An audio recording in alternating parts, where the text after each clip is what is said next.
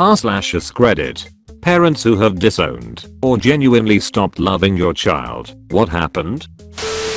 Alright, so this is a family secret that I revealed and got my mother's family to disown me, which honestly is for the better. When I was a kid, my uncle molested me repeatedly over a summer I was with my grandparents. It really fucked with my sexuality and took me into my late teens, early 20s and years of therapy to accept that I'm gay. Still working on trying to even trust men as whole, in part because of this. Anyway, when I was about 14 I told my mother, because I just needed to get the secret out.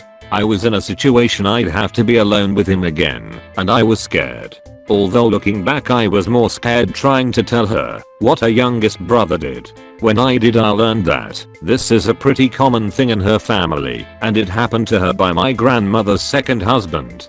Well, it happened to her and her 3 other sisters. My mother apologized to me, telling me she was sorry for sending me away that summer, and that the family curse caught me as well. Honestly, I needed to hear this, because I hated her for letting this happen, but she had no way of stopping it, or even knowing it had happened to her son. Always been something that happened to the girls, but never the boys. Aren't family traditions grand? Sarcasm. We went to the cops, and because it had been so long, and across state lines, there wasn't much they could do. It was my word against his.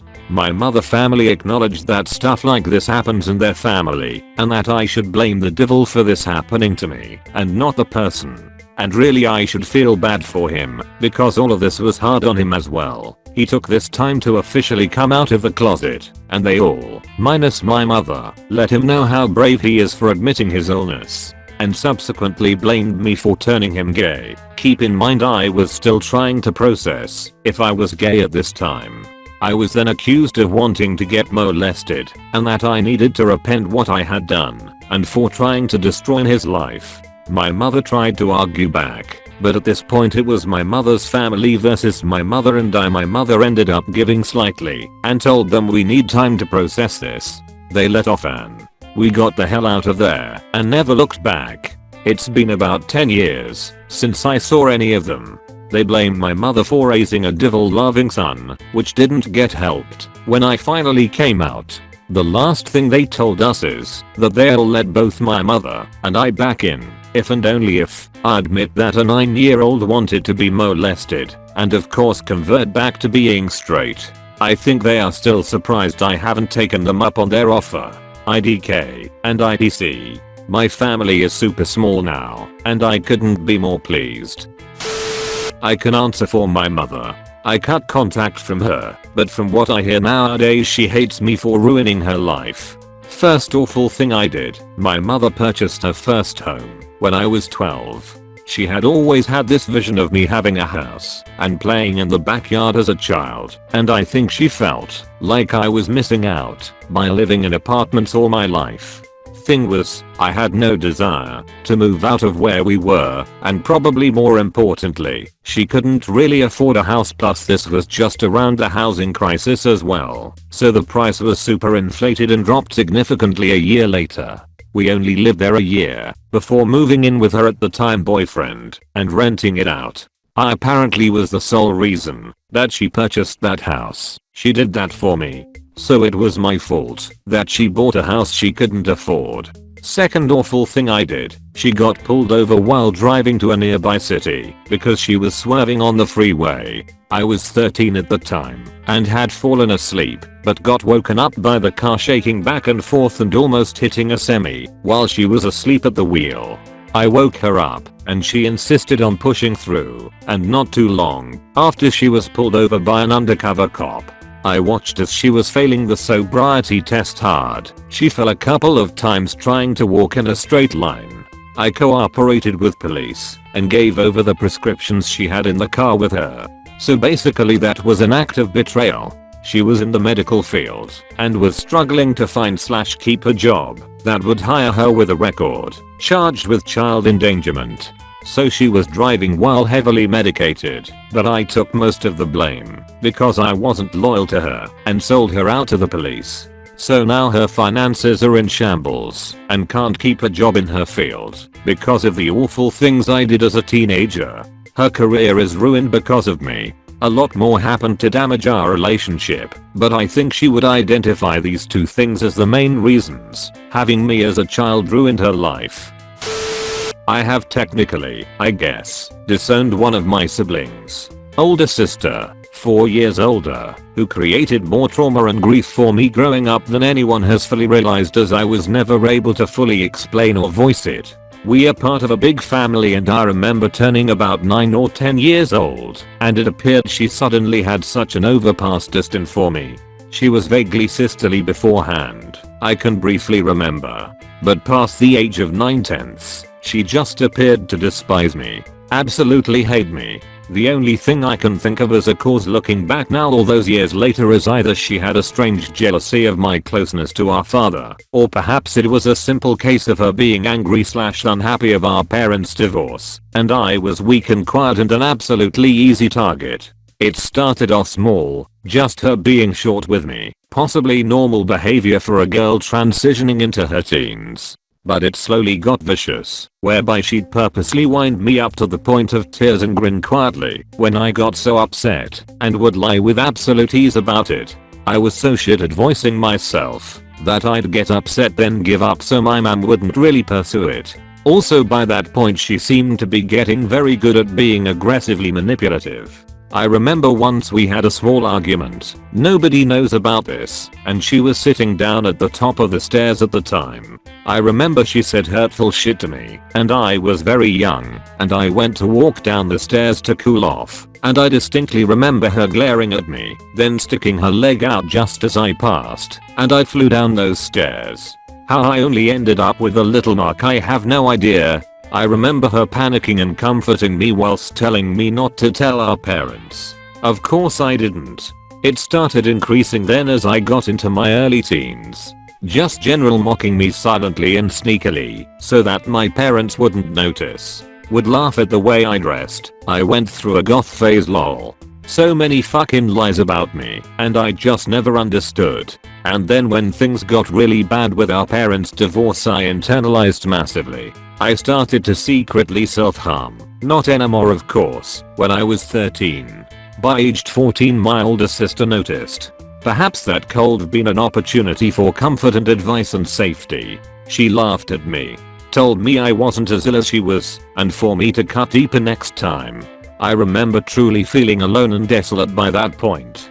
Not only was I getting mercilessly bullied at school for that, and for all other reasons, but home was no longer safe either. Then me and my mother had an argument and my mom told me to leave when I was 16. She says she regrets this now. We are much better these days and I've never stopped loving my mother. Anyway, my older sister surprised me the day I was thrown out. I was crying OFC and she actually comforted me. I remember being so confused by that lol. She said not to worry, just leave as our mother had said, etc. It was oddly nice and alien to have that. A few days later our older brother calls me shocked to hear I've been thrown out. He asked why. I explained we had an argument and she threw me out, simple as. He then called me back angry, telling me that's not what really happened. BC he talked to my older sister, who was there comforting me at the time, and she said otherwise. And long story short, that started an argument with my older brother and I. We haven't been right since. Speaking of, I've watched his older sister has brought my older brother to tears. She once even accused us both, I was around 14 at the time, of having an inappropriate relationship because we were close. Fucking disgusting.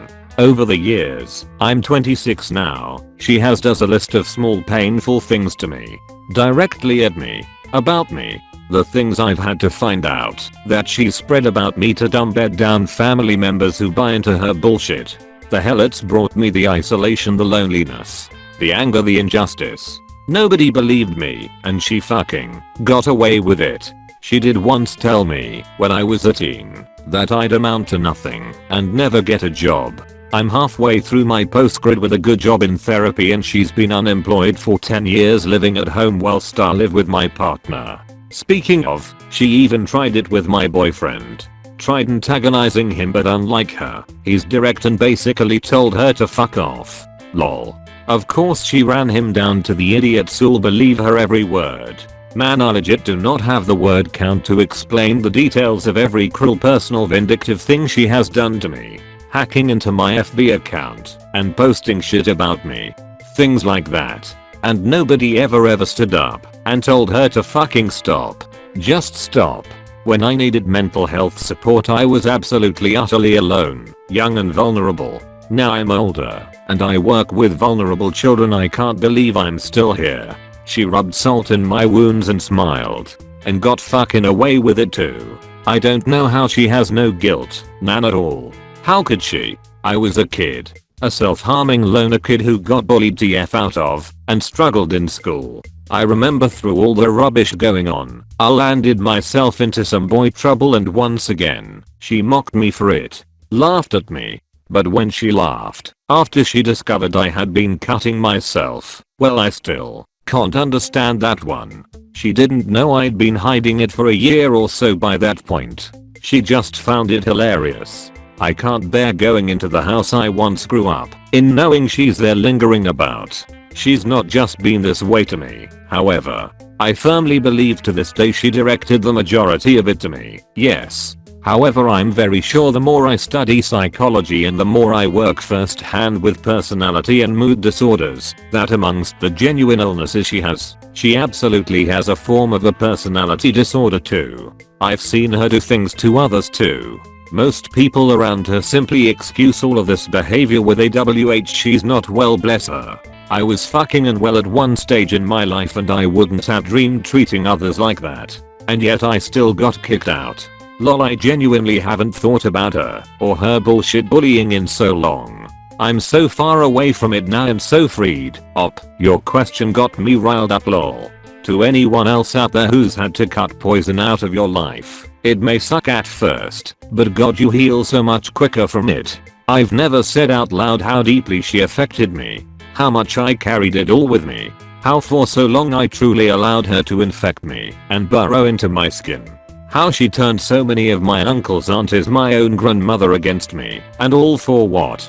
Power control. One thing I can say is it nearly broke me. I've had many wobbles since, but now I have started to truly appreciate life more than ever and be grateful I'm still here and thankful for my other siblings who have good, true hearts, who I adore with all of my heart. I'm sorry for her in some ways, sure, but my sympathies don't stretch that far when she almost truly broke me and I was a fucking child. Shame on her. Others may never find out and that's fine, I don't need them to. I know what truly happened and so does she. In fact, despite not talking to her now for only a few years, I know she's in the past sent me strange messages via Reddit. She made such an effort to burrow under my skin that she used to look for my diaries when I was younger.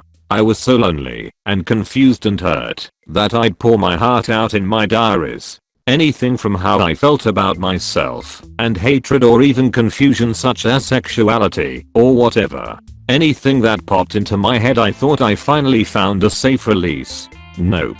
She would snoop, read my most intimate thoughts, then announce it to me and laugh and mock me and crush me further. I also remember writing how I totally thought I was bisexual, simply young hormonal confusions. However, she of course found that and read it. One evening, me, her, and my mother were watching TV and I always remember this. She looked directly at me, smiled, then looked at my mother and said, "Hey, did you know Mollipop is bisexual?" And just watched as I squirmed and as my mother looked dumbfounded considering I was approximate 13. I hated her so badly for that. It was the smirking and smiling. Christ, I'd better stop now, otherwise I'll carry on all night. I have kept an awful lot of this in. Oddly enough, I truly barely think about all this or think about her much anymore, as I know she has no power anymore. However, it's interesting to think these things. It does remind me I've come a long way on my own. All she has against me is just angry words to gossip with others, I guess. That's it now. Hey, you might even be reading this right now. If so, why? What else is there left for you to gain now? Aren't you done already? I disowned my father. I don't believe that it nearly as difficult a decision as disowning a child, but it was tough. I grew up in an upper middle class perfect nuclear family. My parents were high school sweethearts. My dad was an operator at an oil refinery. My mom was an accountant turned stay-at-home mom. I'm a middle child. I have a 3-year older brother and a 3-year younger brother. When my older brother was about 10, my dad's drinking got out of hand and he became extremely physically abusive. A few years later, my mom divorced him after 23 years of marriage because she was afraid for our lives. My dad went off the deep end, started doing drugs, stealing, etc. Was involved in a few hit and runs. My older brother, who had received the brunt of the physical abuse, was manipulated into a relationship with my dad for a few years. To a lesser extent, so was I. He seemed to take an interest in us for the first time since we were little, but in hindsight it was just more manipulation and gaslighting. Won't go into all of the details, but my brothers and I eventually got wind of just what kind of sketchy stuff he was involved in. My little brother and I, who both had aspirations to get into law enforcement, cut him out of our lives completely. My older brother took a while longer. He was a kid who always just wanted his dad to love him, and so he was wearing blinders. He did eventually see the light and cut my dad out as well. A few years ago, my dad was living with his mom. My grandma had been manipulated by him for years, and they had a symbiotic codependent relationship. She was a prescription addict, and he was an everything addict. My grandma had a reverse mortgage on her home. She was diagnosed with lung cancer and given 6 months to live and moved into a nursing home. My dad kept squatting at her house, despite the bank coming to, rightfully, claim the home.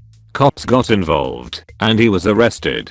My grandma slipped and fell 2 days after moving to the nursing home. She developed a brain bleed and died a few days later. My dad had a seizure his first night in jail and was brought to the hospital, where it was determined he had a burst brain aneurysm. The doctors theorized that the aneurysm was the result of his drug use, and when he was scuffling with the cops during the arrest, his increased blood pressure and/or jarring caused it to burst. He's now in a nursing home and functioning at about a 6-year-old's level. He has some inkling that he's fucked up royally and it is all his fault, but he really doesn't understand the specifics. He can kind of communicate and hold conversations, but they're bizarre and wander all over, and a lot of very strange words make their way in. I visit him a few times per year. I only do it because the person he became with addiction is dead. I believe that karma caught up to him, and he's earned his hell. I truly would not shed a tear if he dropped dead tomorrow. He's been dead to me for a decade. I do have some compassion for a sad, confused 58-year-old man who is alone in a depressing nursing home with no visitors. He knows he has kids and a wife. He doesn't understand they're divorced, and sometimes he even knows he has grandkids he has never been allowed to meet. So he doesn't understand why nobody visits him. I started occasional visits not because I have any interest in having a relationship with him, but because unfortunately the doctors saved him when his aneurysm burst, and we are left with a person who is paying for crimes he doesn't know he committed in a world he doesn't understand. He sometimes cries when he asks to see pictures of that little boy, my nephew, his grandson, and I have to explain, yet again, why he isn't allowed to meet him. He asks me questions about that cop, my little brother, whose name he can't remember. He looks so proud when I tell him that his son is rising through the ranks and just became a K9 officer. It's like a shard of the dad he was 25 years ago has surfaced, and everything in between only exists as a convoluted fever dream. It tears my heart open as a human to see his suffering, but in a really twisted, sick way gives me satisfaction that his actions caught up to him, which makes me hate myself even more than I already did. I doubt anyone has read this. It wasn't supposed to be a novel, but that's how I disowned my dad, then kind of developed a minimal relationship with the ghost of his former humanity that now occupies his body. My heart goes out to people who have had to disown a child. I was extremely fortunate to have an incredible mom and extended family to support my brothers and me, yet I'm still damaged from my time with him. Having to choose between compassion and love for a flawed person and your own or your other loved one's physical and mental well-being rips something open inside of you and leaves you permanently scarred. I'm not a parent. I've never disowned a child. My parents disowned my oldest sister. I'm the youngest of 3 girls. My oldest sister had a horrible relationship with my father, blames me for getting in the way of their relationship. She had her first baby, to spite him, when she was 16 years old. My father refused to give her money because she met a deadbeat child predator and got pregnant again, and again. She constantly put herself and deadbeat before kids. Dad would send money to girls for Christmas and birthdays and never heard a thing. He finally gave up. She's 30, has 6 daughters, and lives in a mobile home in North Carolina. We hadn't seen or heard from my sister until June of this year. My oldest niece contacted me asking to come to Florida, where I live, for the summer to get her and her sisters out of the trailer. I agree, contact sister and she agrees. I set up plane tickets and organize the rooms they'll stay in. When they got here, they were completely disheveled. Clothes visibly dirty, smelled foul, so covered in lice that my white towels stained grey from removing them. My niece informed me that they had been without water and electricity for 6 months. They live in a 2-bedroom mobile home. There are holes in the roof, bugs, and rats everywhere. As a family, we decide the girls aren't going back to North Carolina. We tell my sister to come to my parents' house in Florida to get a life together and get back on her feet. She refused because deadbeat is not invited. Ironically, she found out that deadbeat is cheating on her. She confronts him and he kicks her out of shithole trailer. Deadbeat said, I would rather be homeless than live with you. Sister now works for the dollar store and doesn't pull her weight with kids. At least the girls are safe now. Edit. I never really finished my point with the story. My parents had disowned my oldest sister when she moved to North Carolina with deadbeat for 6 years until my niece reached out to me through Facebook. I had never even met my 2 youngest nieces until this event. I regret turning my back on my sister. I really hate her and what she put her babies through, but if we stayed in her life for those 6 years we maybe could have prevented this. Not my kid, but my sister I raised for several years. I was a senior in HS when my parents had my sister, completely unexpected.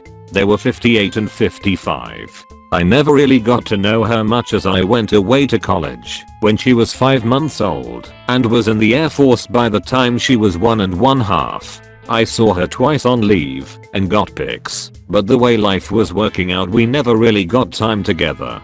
Fast forward, our dad dies when she is 2 and my stepmother is raising her. She was a terrible parent, like the kind that saw one of her kids run away at 16 to halfway across the country, another run away at 15 and get married, and one that is just a loon who spent his life bouncing around whatever hot MLM program was out there as a career. She also convinced my dad to send me to a Pray Away the Gay camp in TN when I was 15. So when my sister was 11 and begging for help, I took leave and went to her. Surprisingly, my stepmonster was happy to get attorneys to draw up the paperwork for me to become my sister's guardian and even pay for it. So I'm raising my sister and things are okay until she is about 14. Then I caught her doing these videos online talking dirty trying to get guys to jerk off. So that was a mess of trying to get those down and suing the people that hired her to do them. Ran away for a week, hiding out at a friend's house. Found her when she was caught shoplifting a B&E charge at 14, trying to steal the phone of a boy she was dating to SE if he was talking to other girls. It happened on base, and I managed to talk it out of being a bigger thing. A second B&E charge with friends breaking into the NCO club to try to steal beer. I was told I had to leave base housing at that point. My security clearance was suspended to make sure she wasn't putting me in a position I could be compromised. Still 14. Arrested with a stolen military ID trying to get into a bar. 15 escapes rehab. 15 escapes rehab against 16. Things seem good, and she is taking school seriously. At 18 she was accepted to our ISD, graduated with honors, and had an actual decent paying job with a web company with benefits and everything. Started getting stoned a lot, lost her job, sold her car to pay bills, lost her apartment, still hadn't bothered looking for work. Got her trust fund at 24, blew over $400k in 2 years, nothing to show for it. Had multiple cases against her for drugs. Was restricted to the state, but decides to go follow fish around anyway and sell molly. Got picked up for hooking and possession out of state, was returned to where she was detained, and somehow released pending trial yet again. While awaiting trial she was caught holding enough packaged for sale heroin to qualify as a distribution charge point. By then, I hadn't heard from her for almost 7 years, and only managed to keep up with her reading the police blotter, or from their occasional attorney, that she had contacted me to verify I would pick up her legal tab. I wouldn't. Against any logic, she was out of prison in under 3 years. I heard she doomed a bunch of people out to make it happen. She showed up at my house, asking for a place to stay. I said I couldn't have her in my house, but I'd get her a place for the night and then help her locate a place of her own. That night she broke into my house, nearly got shot by me while doing it, and tried to spin some story that she was looking for something she dropped in my house earlier that day, despite never actually entering my house. I told her she had to go. She threatened she would call DCFS and tell them I was abusing my kids if I didn't go with her to an ATM and give her all the money I could withdraw. Told her to GTFO before I exercised the castle defense law and dropped her. Took out a restraining order the next day, and in doing so found she once again left state when she wasn't supposed to have, and violated her parole. So back to the clink. Since then she's been dead to me. I was a kid and my sister was much older when my parents were finally done with her. From my recollection, she went through the cycle of making one stupid decision after another, even when they would tell her and show her why she shouldn't make that decision. Dropped out of college they were paying for and used the tuition money she was refunded to buy a Firebird, then quit her job, let car run out of oil, kept driving it until the engine seized up. Parents bailed her out again, buying her what they could afford on one salary, a decent, used station wagon. Only catch, she take the job my dad called in favors for. Parents come home one day to find strange car in driveway, a Sunbird. It was old and shitty, but it was the one trade my sister managed to swing on the station wagon. Lo and behold, old and shitty car breaks down almost immediately, and she simply stops showing up to work, gets fired, moves out with no car and no job, accusing parents of controlling her life. Moves back in 3 months later. Upset that I have moved into her old bedroom, which is bigger, demands to be moved back into the bigger bedroom. Parents say no, she threatens to move out. She goes on a semi-hunger strike about the bedroom. Turns out she was shoplifting and stockpiling candy to eat, so she wouldn't have to eat with the rest of the family. During this time, dates a number of less than stellar boyfriends, including a guy who is 30 years older, but drives a Porsche, a guy who had been convicted of sexual abuse, and another guy who generally creeps everyone out by jumping the fence and just standing in the backyard at all hours of the night. Eventually, she is told to pay rent, go to college, or move out. She chooses to move out and is gone by the end of the week. I clearly remember her threatening to burn the house down as she left. 2 months later, she asks to move back in because her roommate and best friend kicked her out. Parents say no, she's on her own unless she wants to go to college or get a job and keep it.